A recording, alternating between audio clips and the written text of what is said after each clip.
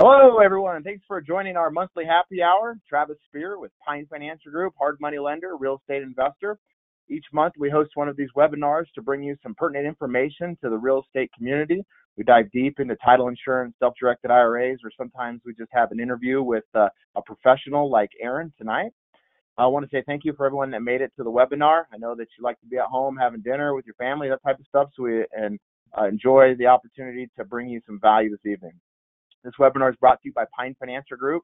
Pine Financial Group is Colorado and Minnesota's premier hard money lender. We focus on the needs of Colorado and Minnesota real estate investors, also doing some business in Wisconsin, mostly around Milwaukee. We have experience with our clients when our clients are having experience. So we make money when you make money, and we'd love to work with you on your deal. So tonight, we're going to bring in Aaron Lebovic. He's a third-generation real estate agent and investor. He's been involved in over 130 investments and probably a lot more closings than that, which we'll get into. And he says that you and your team have closed over 500 deals in the last 4 years. Very impressive. Cool. All right, Aaron. So you know more about you than I know about you. We were just catching up a little bit before we hit record, but why don't you tell the attendees a little bit about yourself? Sure. Hi, everyone. First of all, thanks so much to you guys and Pine Financial for having me. I appreciate that. Excited to be here. And okay, I get to talk about myself. That's awesome. Well, so as Travis said, I'm a third generation realtor and investor. I'm from Chicago, and I went to college in the Denver area, which is where I am now. I actually, at the time after graduating, I went back to Chicago where I joined my family in my real estate adventure. At the time, my dad and brother were buying at foreclosure auctions. And my dad said, "Hey, Aaron, your brother is leaving me and going off on his own. I'll put up the money and I'll teach you what to do, and you do all the work and we'll split the deals." And so I partnered with my dad and my uncle. And as I was flying in to Chicago, my dad was flying out to Florida, literally. And I definitely learned things the hard way, definitely made plenty of mistakes, as well as had some good hits and home runs as well.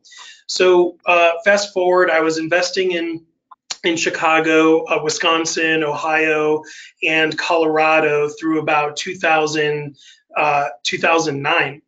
In 2009, I had moved back to Colorado, where I was investing, and I found a need. Business 101, find a need and fill it. And what happened was I was at the foreclosure auctions, and so many people were saying, "Hey, Aaron, how do I buy at auctions? How do I do this without losing my shirt? How do I how do I compete against you? Do you mind sitting and talking to me and telling me how to put you out of business?" And so there was actually an agent at the brokerage I was at. I had a license just to sell my own deals. I wasn't really representing other people. And he said, "I'll tell you what, come speak to my investor group. And if anyone wants to hire you, charge them $300 an hour, and you can make money off of consulting. And, maybe only a handful of people will actually implement what you tell them to do because there's a lot of pitfalls and it's a lot harder than I think most people think." And so I did that. The bug bit. I loved teaching. I loved consulting. So since 2009, what happened was I started a software company with a couple of partners, and we still do track foreclosures throughout the state of Colorado. We're only in Colorado. We've been asked to go elsewhere, but the integrity of the data, it's hard to get it high quality and timely outside of Colorado. So this is just our niche. And in 2009, we started that company where I do all the sales and teaching and consulting. I've got one other business partner who does the website design and development, and another partner who does the data collection and scrubbing and aggregation. And so we're a little dream team and it's a subscription service where people can see what properties are in distress and know what's going to sale and when and for how much. It's a tool to do due diligence and find listings and deals as realtors and investors. Then fast forward to 2014, I had taught thousands of people throughout the state of Colorado on the foreclosure process, hundreds of subscribers to the service, and foreclosure filings started going down. Traditional sales started going up. I knew it was a season, the foreclosure season. I knew I'd have to pivot into something else, at least put the foreclosure database, it's still running and I still teach classes, but that's just not where the volume of opportunity is for a software company owner. And so I said, well, I could be an investor. I know what to do. I've been teaching it, and I believe in it. And I wanted to see what else was out there. And I actually decided to be a traditional real estate agent. So in 2014, honestly, I thought I would represent a couple people, and honestly, I thought I would hate it, because the second I would show a buyer a home and they said, I don't want to buy this house because of the color of the paint on the inside, I would like throw up my hands and say, forget this, you drive me nuts, and I want to go back to just being an investor. But what I found was the teaching aspect of what I enjoy doing and my knowledge and history and investing really served me well as a real estate agent. And in my first full year in 2015, I personally sold 72 homes. I Wow. did join a team. Yeah, I did join a team that was only based in Phoenix called the Group 4610 team. At that time, we were at Keller Williams. And so in 2015, I joined the team. I was their first agent outside of Phoenix. I took on their training, their administrative support, and they sent me some leads that I closed. But about half of the closings that I did were my own personal sphere and my own prospecting efforts. And just under, I'd say, half of the closings that I did that year were referrals from other agents outside of Colorado, as well as leads, specifically internet leads that were given to me by being a member of the team. And so halfway through the year, I was a headless chicken, man. I was running around like crazy trying to juggle all that. And my partners, Kevin and Fred, said, well, how about we build a team under you?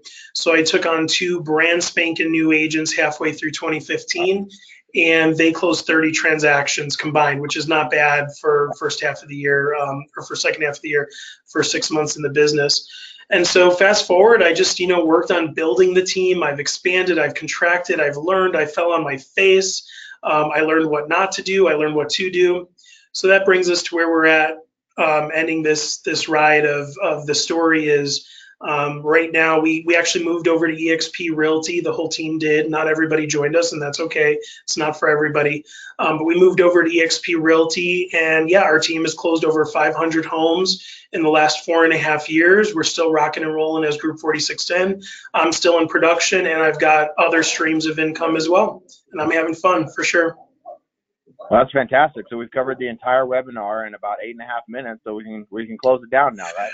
So you Bye, everybody. a lot of information there, and let's back up just a little bit and kind of work through it. You offered a high level, and let's dig in a little bit. So I met you shortly after you'd moved to or been in Colorado as an investor, maybe not when you're still in school, but at the John Fisher Breakfast Club about 10 years ago, I remember, and the what was it, the New York Daily or New York News, New York Daily News. So anyway. Let's talk a little bit about buying at the auction. You have been involved in a lot of properties. Maybe you could tell us about the best deal that you were able to get done at the auction.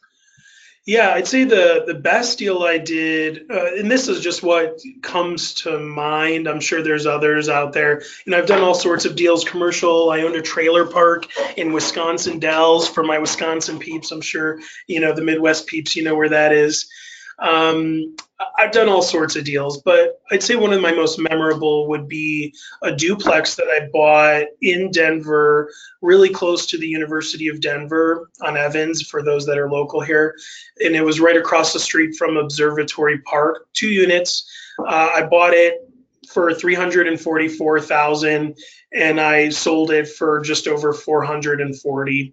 So, 100 grand it was a good day. I didn't put that much money into it. It definitely cash flowed as a rental, and I used that money for any repairs that were needed. So that was a pretty good deal, pretty good day. What do you think that property sells for today? $1 million. For the dirt, right? Just for the dirt. Yeah, that was in 2008 that I bought it in foreclosure auction, and I sold it in early 2010 for $440,000. Wow. Okay, and just for the attendees on the call tonight, if you want to ask a question for Aaron as we kind of get through this, you can enter it into the chat box, and I'll filter them. And if we have some good questions, we'll bring those in too. So the foreclosure auction in Colorado specifically, but in a lot of places, is a risky place to buy property for a lot of reasons. But can you maybe share a short story about a kind of risky scenario you may have experienced from somebody who didn't have the right amount of knowledge to be buying at the foreclosure auction? And just for the attendees in Denver, when you buy at the foreclosure auction, and Aaron can touch on this a bit, but you have to bring the money. Now, in some counties, it's online, but you have to have the money available to buy it. So when you're buying it, it's as is, where is, the whole bit. In the other places, like Minnesota, for the people that are on the call for there, you have a really long owner redemption period, 6 months. So there's some opportunities in those markets where investor could actually buy the homeowner's redemption rights and redeem that way and own the property. So there's some caveats, but understanding your experience is based on the Denver foreclosure auction. Can you tell us maybe just kind of a booger of a story that you experienced? Yeah, happy to. And it's funny that you say that about Minnesota, because that's similar to how it used to be in Colorado. The owner had a redemption period after the auction took place, and that was really discouraging for people to buy here in Colorado at auctions. And so they changed it to move the redemption period post-auction to prior to the auction, and it made it much more attractive place to buy at auctions. So yeah, definitely I can share a story. So one thing to know is any lien position can foreclose. Here in Colorado, we call them deeds of trust, or we loosely call them mortgages. In Minnesota, it's probably called a mortgage. Any lien position can foreclose here in Colorado, and I'm just speaking for Colorado, but there might be some similarities in other states. And so it could be a first, a second, a 12th. Knowing what position is foreclosing is extremely important, because if you buy a first lien at auction, or first mortgage, let's say, and there's junior liens, and they don't exercise what's called redemption rights, which would be the opportunity to come in after the auction and buy it from the auction buyer. But let's say they don't exercise those redemption rights. If it's a first lien position that foreclosed, that wipes out junior liens off of title, and the winning bidder gets the property with those liens having fallen off. But if it's a second that's foreclosing, it's the same thing. If there's liens junior to the foreclosing lien position that don't exercise their redemption rights, those will also fall off and get nothing. And, depending on if there's overbid, I teach a 7-hour course on this, so I'm giving you like the really high level here. So there's juniors, those get wiped off, and the winning bidder actually will get the deed to the property. They can clean the property out, fix it up, make it saleable, put it on the market, close, and possibly make money. But what's important to know is if you're buying a junior at auction, if it's a second, let's say, that's going to sale, you own the property subject to the first still existing on title. And so it's extremely important to know what lien position is foreclosing. And right in front of my eyes, I saw a great property go to auction for the low price of, I think it was like $15,000, about $15,000. And this guy is called up to the front of the room. You have to give your cashier's check immediately. He's looking at this room like, y'all are sleeping. This is a $200,000 property that I'm getting for 15 grand. And a guy in the room says, "Hey man, that's a second you're buying." And he looks back at us and he's like, "What does that mean?"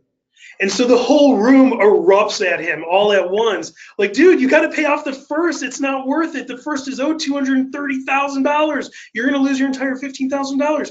And so he turns pale. He looks at the public trustee. The public trustee says, "Come here and give me your check." He looks back at us like, "What should I do?" And one guy in the room screams, "Just run out the door. Don't give him your check."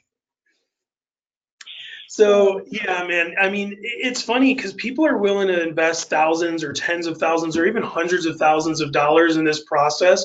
My class is $25 to take a 2-hour class, or it's $300 to take a full day class. Boy, if you're investing that kind of money at auctions, go to your local service provider that teaches classes on it, hire an attorney, get educated. Yeah, so let's talk a little bit more about the software company, the website, Renav, and this is going to be specific for people that are watching in Colorado, renav.com, and I'll give the big plug.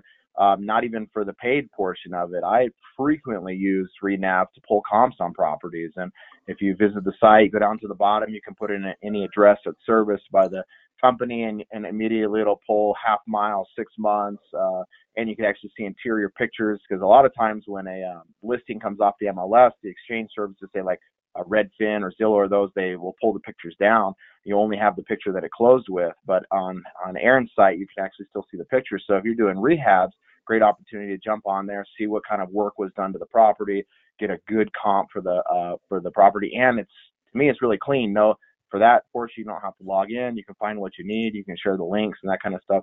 But let's talk a little bit about that, about Renav, and kind of how you talked about how you got into that, but maybe we could touch on how the software works just a little bit, and then maybe transition into what the class covers. And if there's anybody in Colorado that'd be interested in that, they can check that out. If you're not in Colorado, it'd be a good time to use the restroom, fill up your beer, something like that.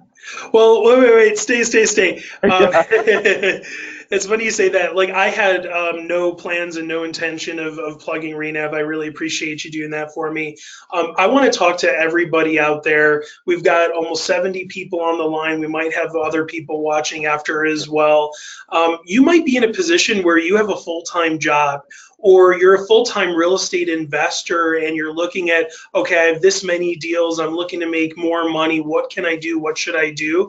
And this is really what I was excited about for this webinar, is to talk to people who are either in transition or thinking, what else is out there for me as a way of making money? And so I'd love to talk about how Renav got started, but just from a business perspective as well. And hopefully this helps some people who are out there searching for more money or more opportunities. So what happened was, I was buying at foreclosure auctions actively in Colorado. I had moved back to Colorado, and this agent that I was telling you about that ran a small, tiny little investor group said, come on in and teach it. And I said no, and he said, well, consult. And I said, okay.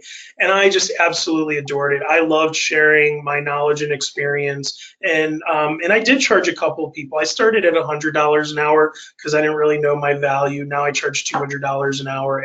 It crept up over the years. And so with that, I just want to share with you, I was actually planning on getting out of the real estate business at one point. Like, I actually thought about it, and a friend of ours, he said, Aaron, you've got too much information in your brain not to capitalize on it in some way. And so I would challenge you as well. I think information services and teaching classes is really fulfilling. Not always does it make money. And so what I did was I created a funnel where I had a model that could make me a little bit of money on the teaching side, but ultimately create a bigger service with more residual income on the end.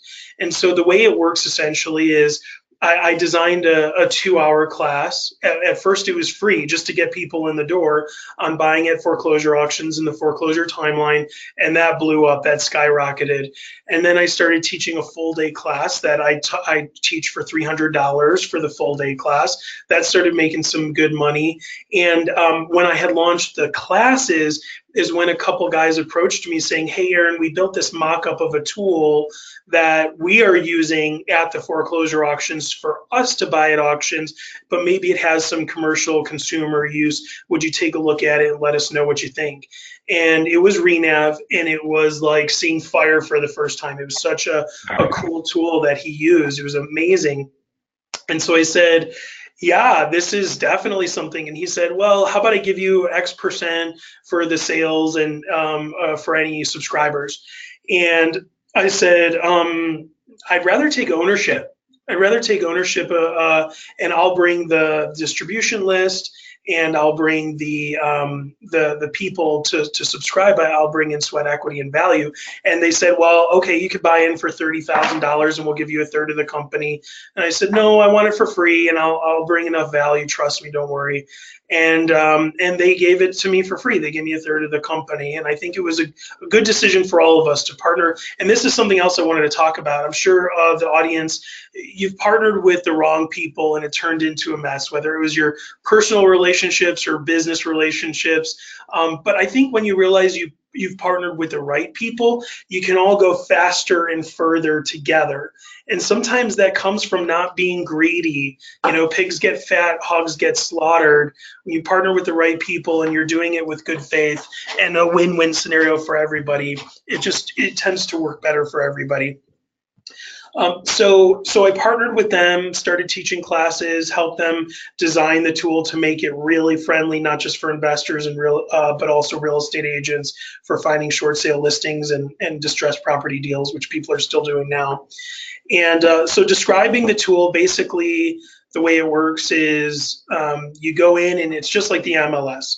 You could say, show me properties with at least 3 bedrooms, at least 2 bathrooms. And this, you can define it like this neighborhood. You could draw on a map, but then you can narrow. It's only properties that are in foreclosure, so you can narrow it down. Show me all properties that just fell into foreclosure, meeting this criteria in the last 7 days, or even the last 24 hours.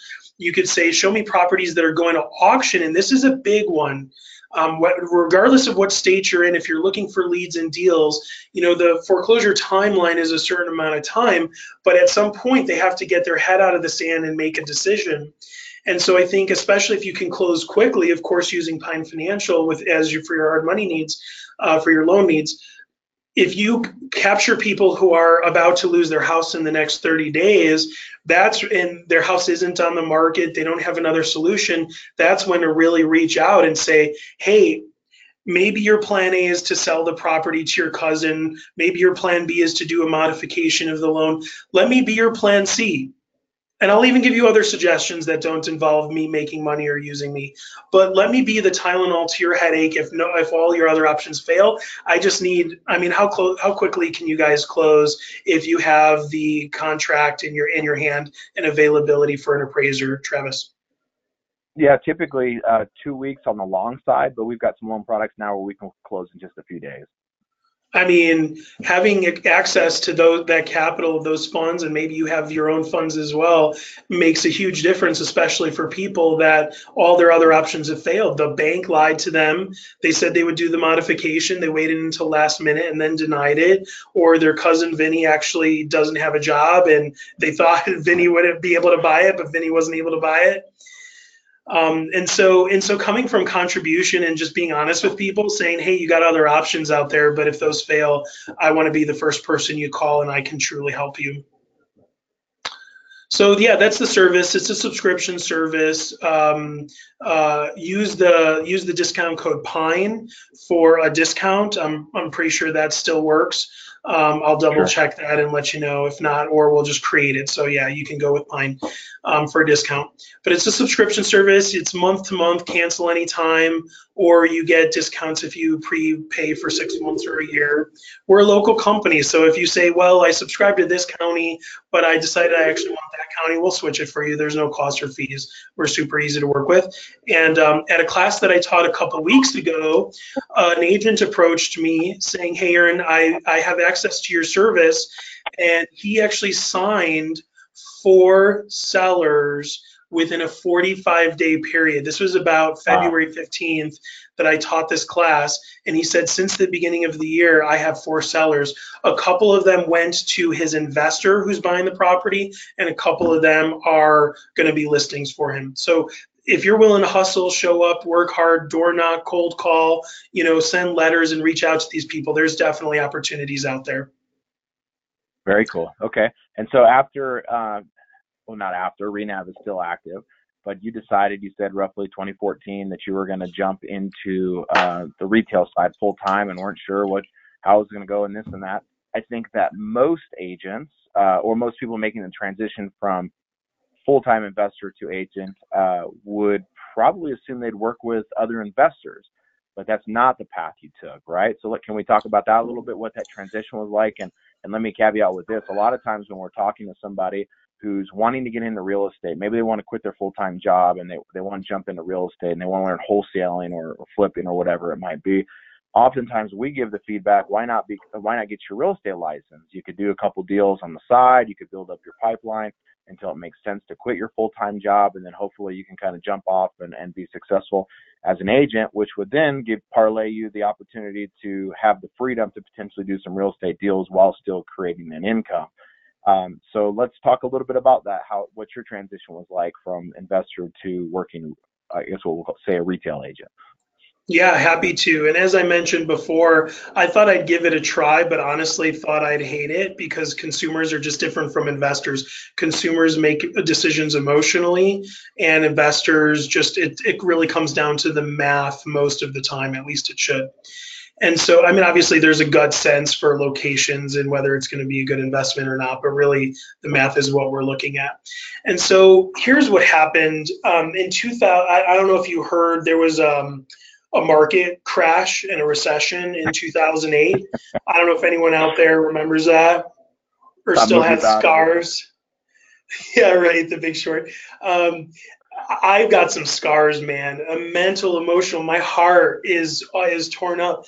I actually owned 24 properties in 2007 when the market started getting a little funky, and I actually moved to Colorado in 2007 to start buying at auctions in 2008. And so then the market started going downhill, and most of my properties were on the south side of Chicago. They were all flips. I wasn't planning on holding on any of Oh, them, maybe except for the trailer park in Wisconsin Dells. And and so I had a really tough time. I mean, I was making lots of money here in Colorado because like most of the dip had already occurred in Colorado and things were stabilizing and about to go up, whereas in Chicago things were just still on their way to plummeting.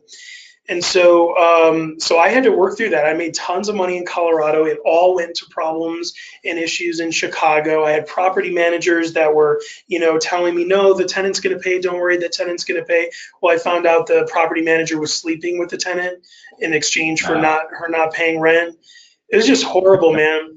And I was in my 20s. sure. In Grant, I'm 38. Well, I guess how old was I in 2007? Yeah, I was in my 20s. So, God, it feels like it was yesterday. To be honest, it doesn't even feel like that long ago. And so I was investing in Colorado. I just fell into this opportunity. I found a need and filled it for the software company. And when I decided to be, what's next, I was still sore and tired from what happened to me as not just me, but like everybody as real estate investors. And I remember a class I took in high school. It was a history class, and they were talking about the gold rush. And what they were talking about was the pick and shovel business was the most stable and lucrative business during the gold rush. It wasn't people out there banging each other over the heads for the gold. It was literally the people selling the picks and shovels or blue jeans. Levi Strauss was born during the gold Sure. rush days. And so I was like, well, I could be an investor. I know I could succeed at it, but the mental and emotional anguish, it's still so raw. I decided to be a real estate agent primarily because I had this background real estate knowledge and a couple things. One, the risk is extremely low. If the market crashes, great, I'll do short sales and I'll do foreclosures. If the market is high, great, I'll represent traditional buyers and sellers. Two, and this is a big key to my success, most real estate agents out there do not work hard.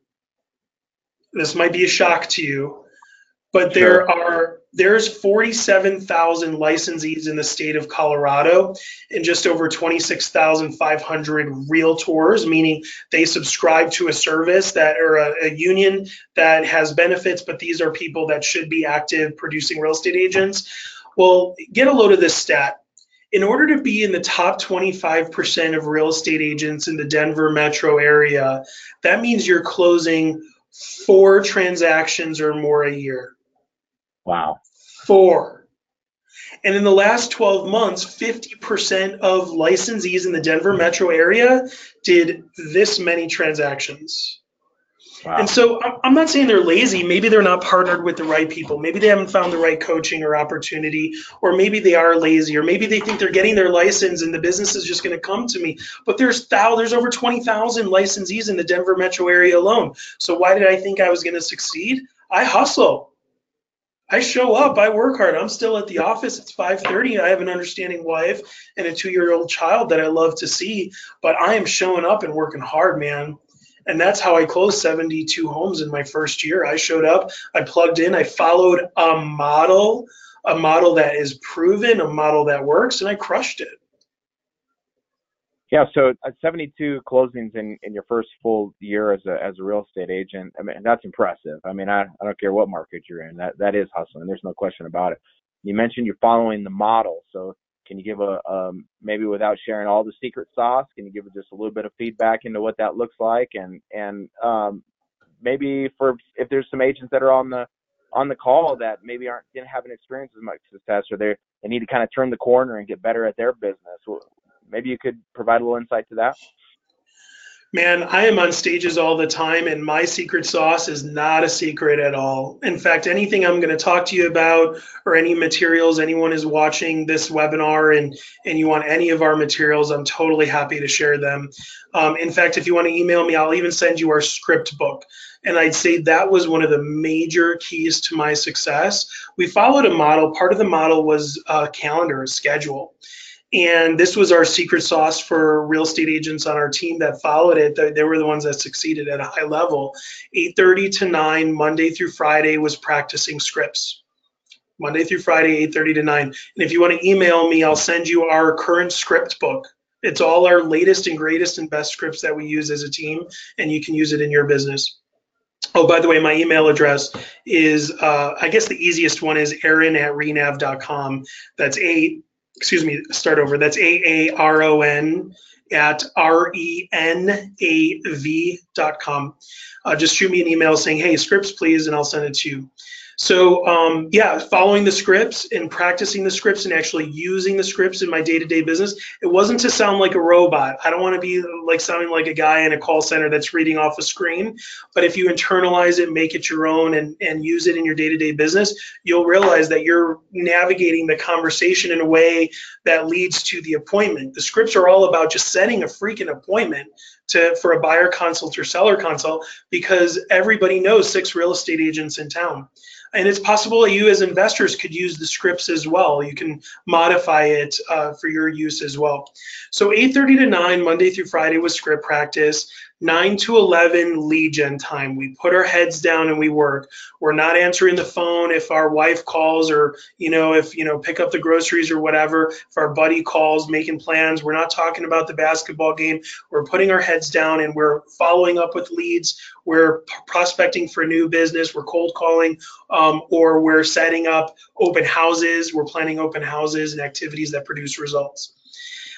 11 o'clock and after, that's when we work in our business. So in the mornings, every morning we worked on our business, and every afternoon we worked in our business. That's when we're holding appointments, returning phone calls, returning emails, doing showings, doing closings, and so on. That's really the model. In fact, I heard it said, and I just love it, the secret to his success is a well-oiled calendar. So I guess the answer here is hard work and being repetitive with it. I mean, that's what it comes down to. Yeah, really, it's showing up, working hard with consistency. A lot of people will try something new and they get tired of it and they suck at it, and then they'll move on to something else. But if you know that you're going to be comfortable doing this, like not everybody's comfortable door knocking, so don't door knock. Don't try to get good at something that's going to suck the soul out of you. But if you don't mind being on the phone, you're going to suck at it at first. Keep showing up and practicing it, falling on your face, learning, growing, practice. And it's with consistency and time, and of course, doing right by people, always doing right by people. You're going to succeed. You just have to keep showing up and doing it. Right. So somebody's asking them for the email address again, and I'll just say it. Actually, I think your audio is a little better. Would you mind just sharing the email address again? Sure. It's aaron@renav.com. I don't know if anyone can, that might not have been public. Here, I can change that. Organizers. I'm not sure I can send it to everybody. So it's okay. AARON at R as in Rebecca. I don't know. REN as in Nancy. AV as in Victor.com. RENAV.com. So are you currently or have you recently represented any investors? Yeah, that's right. That's where this conversation was going. You're right. Everybody thought I would just focus on real estate investors. Well, you're an investor. Do you have a representation agreement with only one real estate agent where any properties that you buy, you're obligated for them to make a commission? Absolutely not. So I wouldn't recommend that for most real estate agents, unless you're really Right. only looking at buying one deal and it's specific and you want a good advisor, then yeah, absolutely hire someone. But most real estate investors don't want to have loyalty to me, but I'm going to work hard and hustle for a client. And also, I'd rather, believe it or not, work with somebody that's emotional, because in a rising market, there's definitely out there deals out there for fix and flips. There's definitely deals out there for buy and hold, but the volume of transactions happening right now are consumers. And so I'm just going to go where the volume of people are. If it's a down market, sure, I'll represent investors, but I just want to go where the volume of deals are right now. So I did not represent one single investor in that first year, and come to think of it, I don't know that I've represented any investors since. Okay. And so we talked earlier, yeah, I know you're still working through your scars of 2008 and the challenges you had with your investment properties. Are you currently, do you currently have any rental properties, or are you looking for properties? If not in Colorado, are there other markets you're focusing in? Yeah, so there's this theory of one thing. What's one thing you could do such that other things become irrelevant or unnecessary? And I don't have one thing. I already have seven things. And I do have a rental property, absolutely, and I'm on the hunt for my next rental property, although not aggressively, because I'll just throw it out there with EXP Realty. There's something called revenue share, and there's stock awards, and there's all these sources of income and streams of income where I'm focusing on selling real estate to traditional home buyers and sellers. I'm focused on recruiting to EXP, and most importantly, helping EXP agents, no matter where they are in the country, grow their businesses. Because, like you said, like you started off with, when you win, I win, because EXP has a way of compensating me when agents that I recruit into the company are selling real estate and producing. Yeah, so let's talk about that just a little bit, even if it's not specific to EXP, which is fine. I know that they've kind of feels like rolled out. It even somebody who's not doesn't actively have a license. I'm seeing a lot of people moving to EXP, and it seems people seem to be happy. So can you talk a little bit about managing a team of brokers? It sounds like that's kind of, you had your first good year, and then you said, well, how can I help other people be successful? And took the newbies and got them up and going, and already had them doing about what, three times as many deals as the top 25% of real estate agents in the Denver metro. Can you talk a little bit about what that looks like from a day to day, and maybe if there's some agents that are on the call who have considered, growing their business, maybe what the skill set looks like and that type of thing? Yeah, happy to. So I would say there's a really high attrition rate in real estate for real estate agents, meaning people come into the business bright-eyed and bushy-tailed. Hey, I have my license. I've got friends and family that own houses. Everybody's going to use me, work with me, and it's going to be great. And then reality smacks them in the face of, well, sometimes your own best friend doesn't want you in their financial business, right?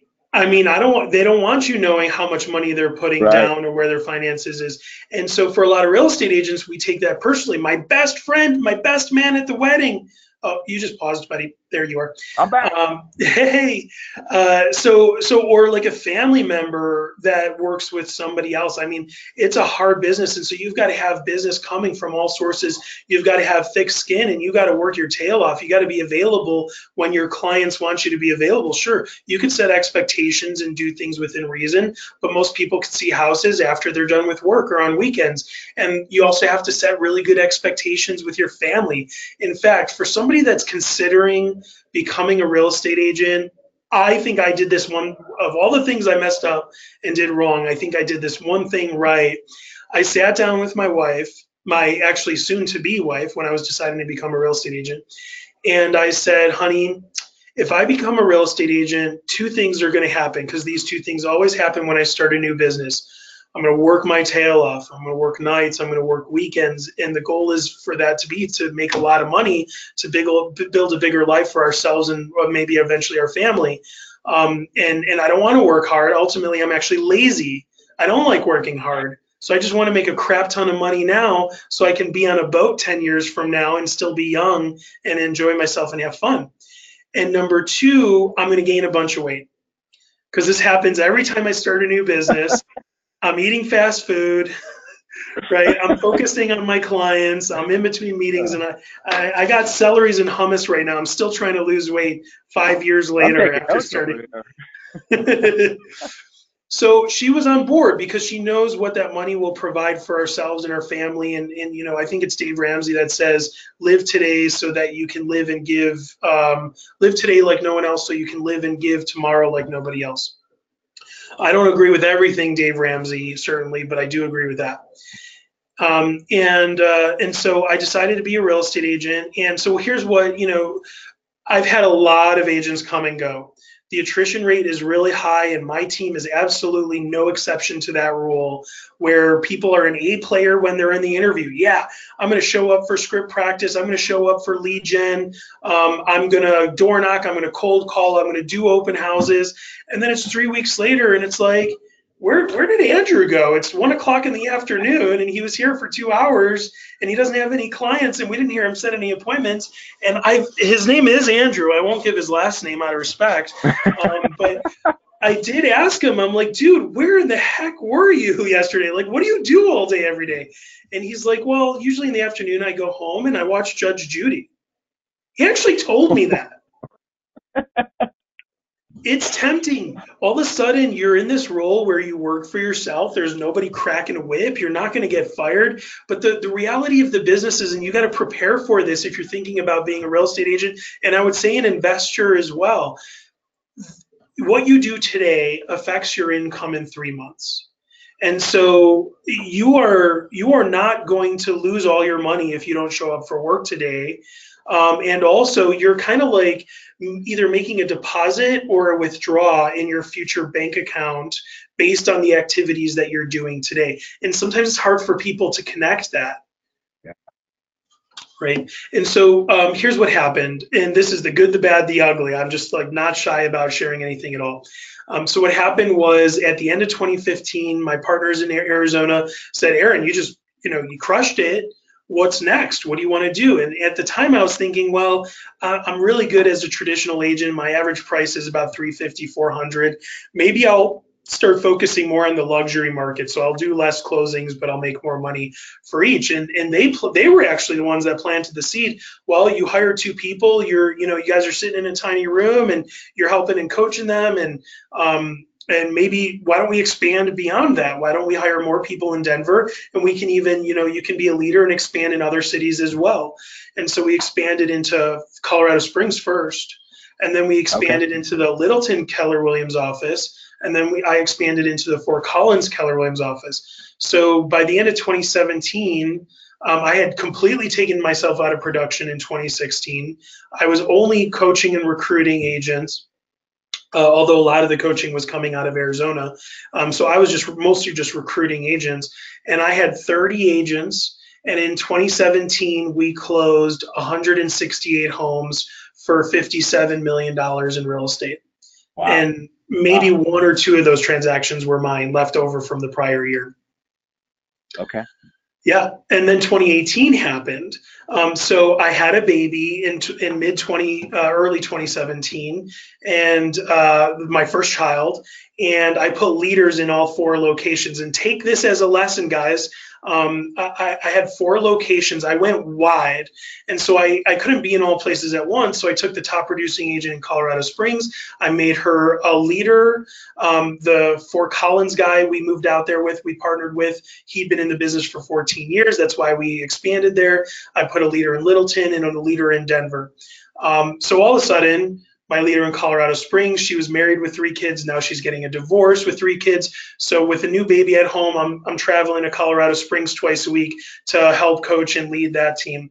And then the Fort Collins guy, I had a coaching call with him on a Thursday. He's like, yeah, everything's great. Love the trajectory. Everything is awesome. I'm not having any problems at all. On Saturday morning, I get an email from him. After 14 years in the business, I've decided I'm no longer fulfilled as a real estate agent. I'm resigning effective immediately. Oh, man. Now, the guy in Denver, he was a school teacher when I brought him on, making $40,000 a year. That year, he made $180,000, but he started losing interest in the team and realizing that the team wasn't really providing any value. So that team started dwindling. So now I'm spending 2 days in Fort Collins, 2 days in Colorado Springs, and the other 1 day in between Denver and Littleton. It was just too much. The wheels started flying off. And so the lesson learned from that is go deep, don't go wide. I'm not saying don't expand. Like Starbucks, McDonald's, obviously going wide works for a lot of models. It just wasn't right for me. And the people side of the business, it being commission based, commission only, is tough. And people's lives can change on you like that. And so if you go deep in one location, you're in more control of the situation. And there's no shortage of real estate agents in Denver that I can partner up with.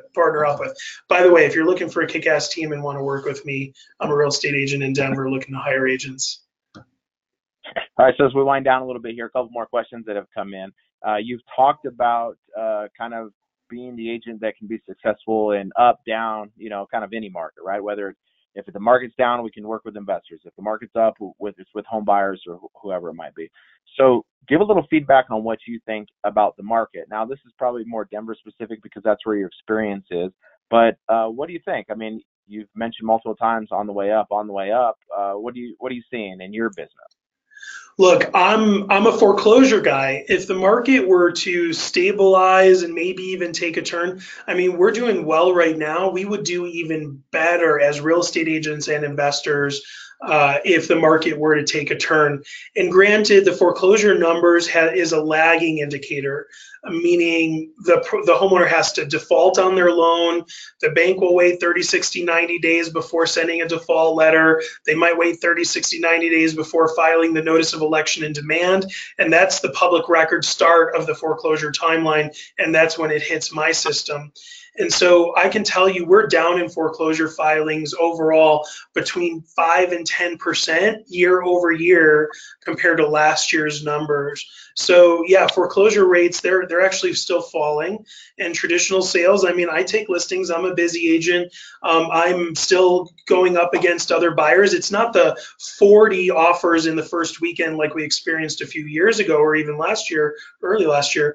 But it's still a hot market. They're in Denver. There's still so much in migration. It's a high quality place to live.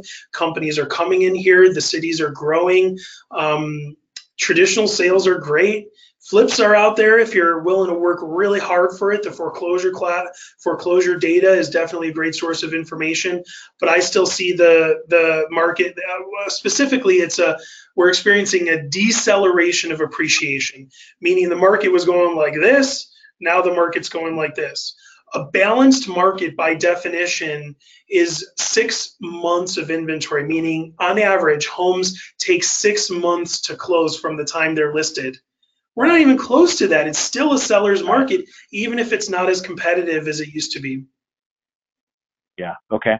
Let's talk about maybe like technology in real estate and how your competitors are playing right now. So, I use Redfin frequently. I set up some searches. I get my emails.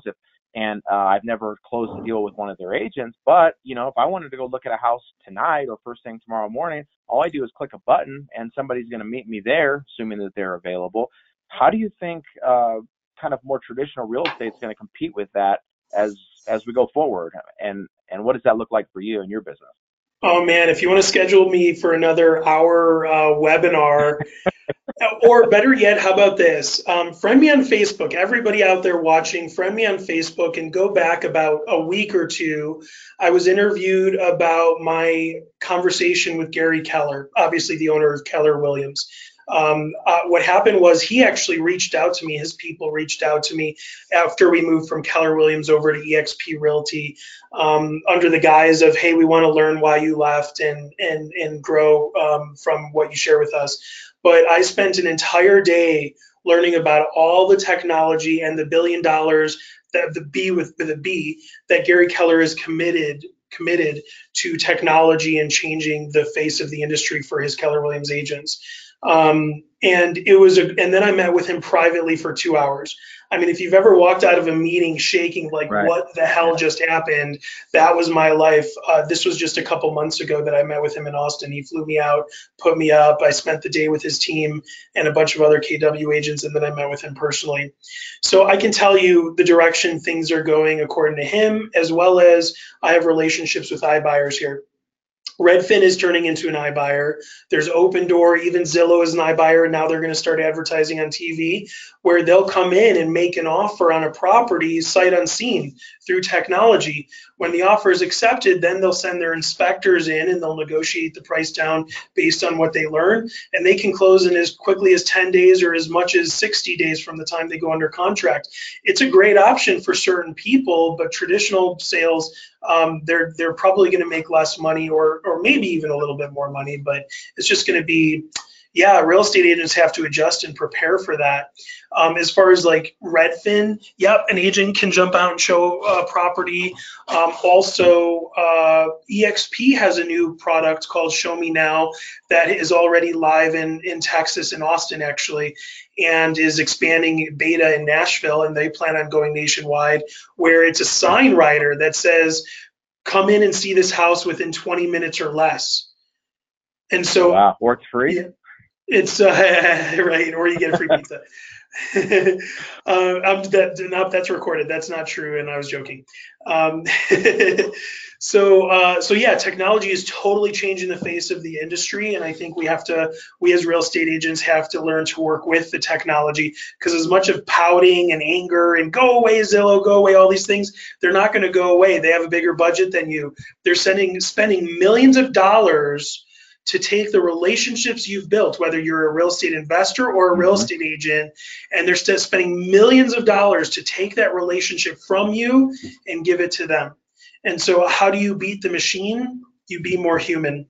That's where our value proposition as investors and real estate agents can no longer be, look, I'll just come in and close it and make it seamless, or I'll throw a sign in the yard and I'm the source for getting the home sold. We have to take the advisor role. We have to be seen as the person where, you know what, maybe going the iBuyer route, maybe working with Redfin, or maybe working with me is your best option. At least I want you to come to me first so I can go over your options with you and advise you well. Yeah, two things I love that you said. They're iBuyer. I hadn't heard that term before, but it sticks so well, right? The iBuyer. And I actually, I guess the question would be, in that kind of iBuyer world, you kind of touched on this from the advisor role, but it's when you go on Redfin or Zillow and you see get $2,500 back if you buy with one of our agents, or list for 1%. How are you as an agent, you kind of touched on in the advisor role piece, but going to combat that? Because for some people, ultimately, it does come down to price or the cost of doing business with you. Yeah. So I remember a Facebook post on a great national platform. It's actually run by my partners, Kevin and Fred. It's called Next Level Agents on Facebook. If you're a real estate agent, highly recommend joining that group. It's free. And one of the questions was, hey, I as a real estate agent came in and valued a property, and I'm making up the numbers because I don't remember, but I valued it at 300, and an iBuyer came in and offered 330. How do I convince the seller that working with me is better than selling the house for 330, even though I don't think I could sell it for 330? And it was actually my business partner's response saying, why would you try to convince the seller to work with you instead of doing what's best for them? Oh, wow. Wow, that's powerful. So I was reading an article about these quote unquote iBuyers, and how some you might compare it to selling a used car. You go to the dealership, you trade it in, you're not getting full value. You could get more on Craigslist, but that's going to require some creepy guy showing up with $100 bills, or a night or a weekend, or affect the time you might have with your kids, and you just can't do it right now. what do you think about that? It's almost like trading in your used home, if you will, without having to qualify for 2 mortgages and all of that, and maybe a more team. I think it depends on the consumer's perspective. So when I go into list, and this is what I coach my agents on and advise other people as well. When you go to a listing appointment, I'm the one, even if they haven't heard of an iBuyer, I'm the one that brings up the iBuyer. I say, this might be a good option for you, and they're going to charge a percentage and they're going to give you a certain amount. But why don't you just pay me 2% if you end up selling to them, and let's see if that's the better option for you, or give me the full 6% and I'll split that with another agent, and you'll end up making more going this route. I am truly the advisor for what's best for them. Oh, that's great. That's great. So, sorry to interrupt real quick. I'm the one that fills out the form requesting the offer, and I present the iBuyer offer to the client.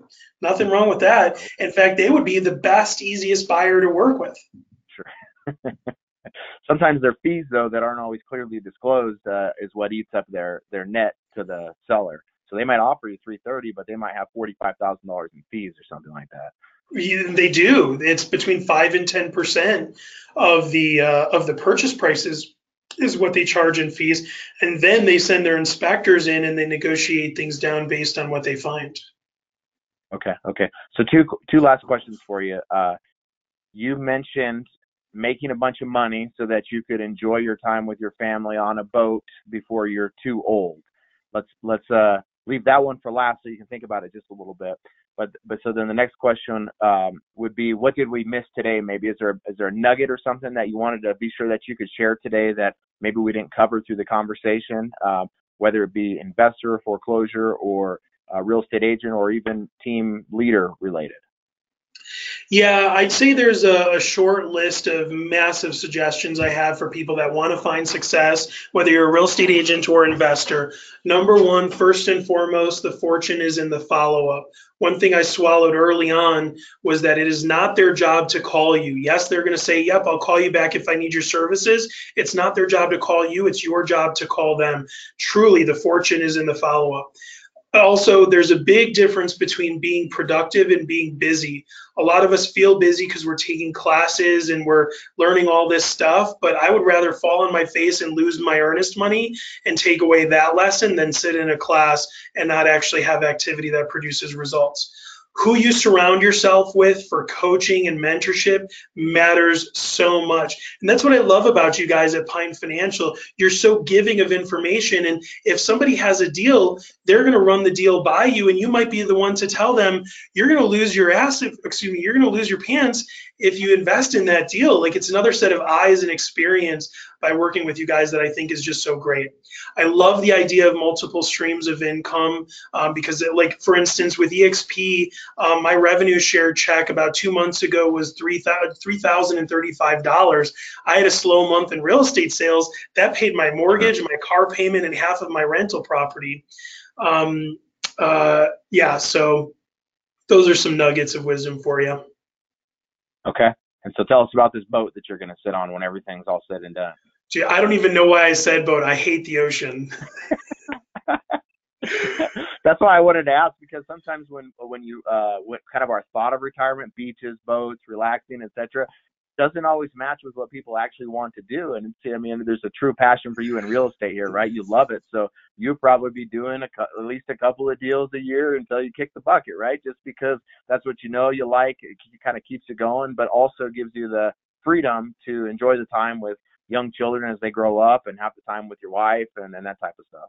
Yeah, don't get me wrong. We travel, we explore. We spent the entire month of May last year in London with our 1-year-old son and my wife. So we're enjoying life for sure. But yeah, I'm working hard because I want to build something massive and set my family up well. Yeah, that's awesome. Well, thank you so much, Aaron, tonight for taking the time, keeping a late night at the office so we could connect on the webinar and sharing so much with the attendees. Of course, as a reminder to the attendees, Aaron's willing to share some of the scripts and information with you. If you're in our market and you'd like to learn a little bit more about the RENAV service, shoot him a note at Aaron, Aaron, at RENAV, RENAV.com. Thanks again, Aaron, for joining us tonight. My pleasure. Thanks for having me. Signing off. Maybe. I just keep smiling. Yeah, that's all you could do, right? Just ride it out. You never know when it's going to end. Well, cool, Well, man. Appreciate it. It's good to see you and good to chat a little bit. And wish you the best in your business. my pleasure being here. Thanks so much for having me, Travis. I really appreciate All right, it. we'll talk Have soon, a good man. night. All right, take care. Bye bye.